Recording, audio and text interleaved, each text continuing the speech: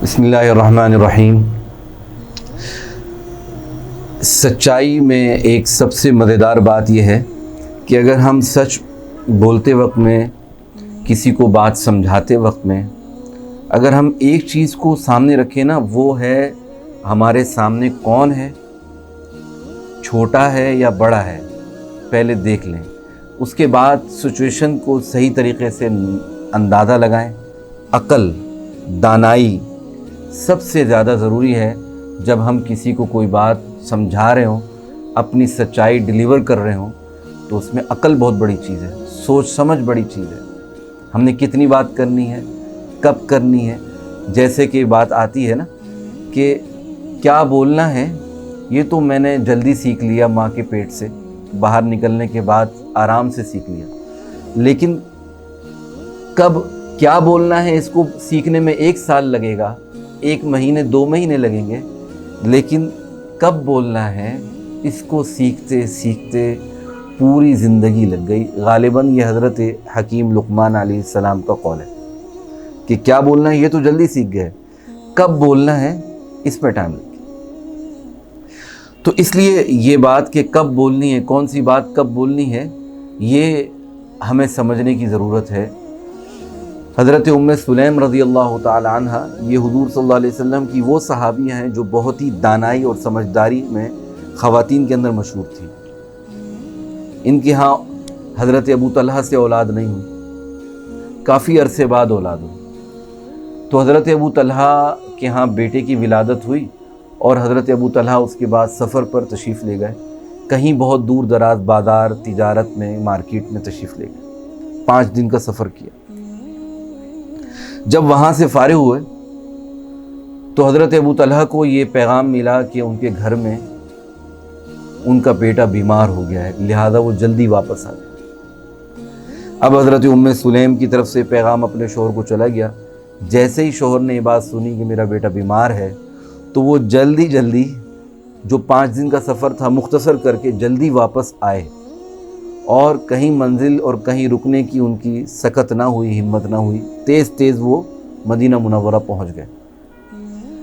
अब यहाँ माजरा ये था कि हज़रत उम्मे सुलैम के घर में हज़रत अबू तलहा के यहाँ उनका बेटा फौत हो चुका था। वो बीमार बेटा जो कई सालों बाद अल्लाह ताला ने अता फरमाया था, वो फौत हो गया।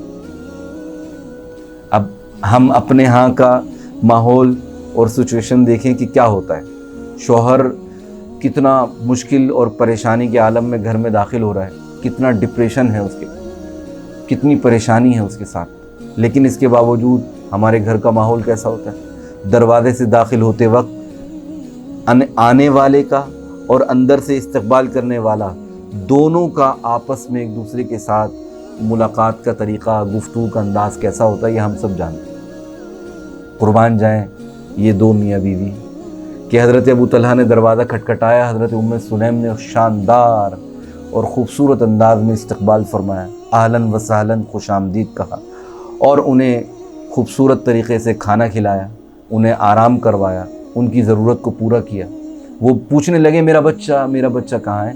तो हज़रत उम्मे सुलैम ने कहा वो आराम में है, अभी उसे डिस्टर्ब नहीं करें, आप अपना आराम करें, सुबह मैं आपको दिखाती हूँ। तो उनको नहलाया, अपने शोहर को गुस्ल के लिए कपड़े दिए, खाना दिया, आराम करवाया, रिलैक्स करवाया, सुकून दिलाया।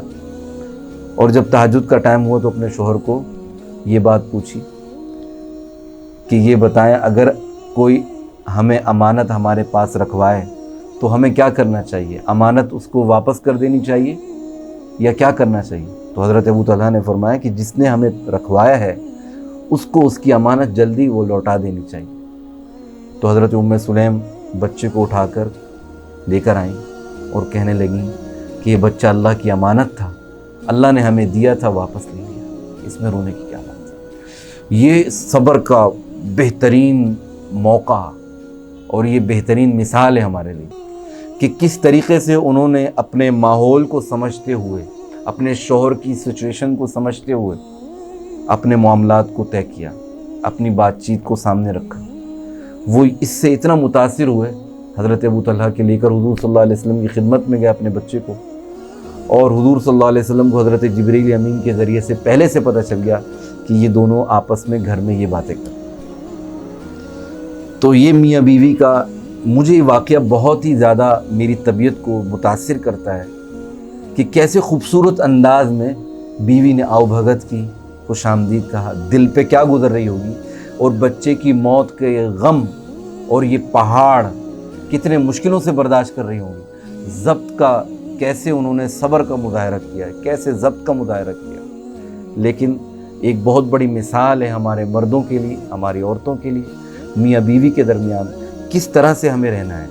उमूमन ऐसा होता है कि बिला तकल्लुफ़ी में मियाँ बीवी आपस में एक दूसरे के साथ रहते हैं तो बहुत बुरा बर्ताव शुरू हो जाता है। शौहर घर में दाखिल होते वक्त बुरा बर्ताव, और बीवी जैसे ही शौहर दाखिल हुआ तो उसके साथ बुरा बर्ताव नहीं। दोनों एक दूसरे के मूड को सामने रखते हुए, बीवी को ये मालूम होना चाहिए कि गर्मी है, मेरा शौहर सुबह से गया है, भूख है, प्यास है, थकावट है, पसीना है, इस गर्मी की कैफियत में मेरा शौहर रात को शाम को थका हारा घर आ रहा है, मुझे उन्हें क्या प्रोटोकॉल देना चाहिए। मेरी ज़रूरियात, मेरे काम, मेरे मसले सब कुछ शौहर को बताएं, सब कुछ शौहर को बाद में बताएं, लेकिन पहला काम क्या है, उसको रिलैक्स करवाएं, उसको सुकून दें, उसको पहले इस काबिल तो होने दें कि वो आपकी मसाइल को सुन सके, सुनने के काबिल तो होने दें। हम तो कहते हैं कि जैसे ही वो घर में दाखिल हुआ तो वो दूसरी तरफ से गोलाबारी शुरू हो जाती है कि ये काम थे और आपने अभी तक कुछ नहीं किया। लिहाजा नतीजा ये होता है कि बात करने वाला भी गुस्से में और जो बाहर से आया उसमें भी सब्र नहीं, वो भी तकलीफ़ में है। तो लिहाजा लड़ाई, जंग और जिदाल और घर के अंदर निज़ा, तलाक़ की नौबतें सिर्फ़ इसी एक सिफत के ना होने की वजह से। अपनी बात कब करनी है, कैसे करनी है, अंदाज़ क्या होना चाहिए, मूड को, सामने वाले की कैफियत को देखते हुए हम जब बात करेंगे तो इंशाअल्लाह ताला इज़्ज़तें भी मिलेंगी, कामयाबियाँ और मोहब्बतें भी समेटेंगे और हमारी बात सामने वाले के ऊपर असरअंदाज होगी।